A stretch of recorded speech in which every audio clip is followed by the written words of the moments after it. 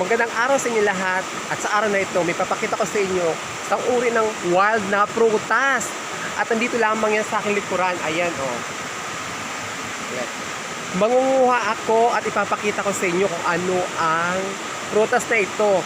Dahil pambihira lang itong kainin natin dito sa atin.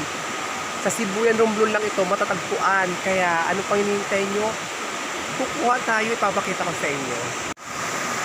So yun guys, ang puno na yan, ayan. Yan po ay tinatawag na ulilihaw. Anong tawag ba sa inyo yan? Ulilihaw po ang tawag yan sa wild fruits na yan. Sa sobrang laki ay hindi na po inaalagaan yan dahil yan po ay tumubo ng kusa. Kukuha tayo ha, wait lang kayo.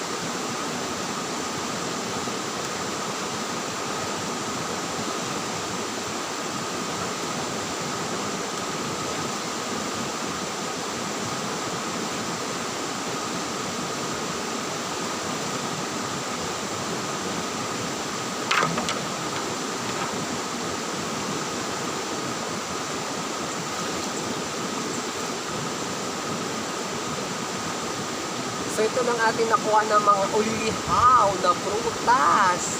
Oh, prutas na ulilihaw, oh. Oh. Maasim ito. Ayan. Basta itong kainin, maasim.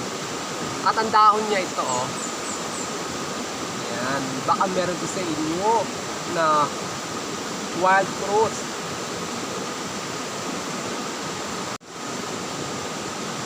Masarap to isaw-saw sa asin. Ito, atikman natin. Kasi nyo ha, oh.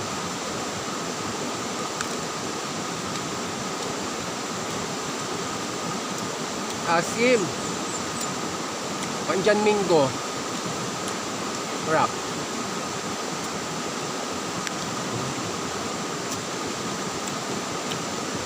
Sarap. Ulilihaw.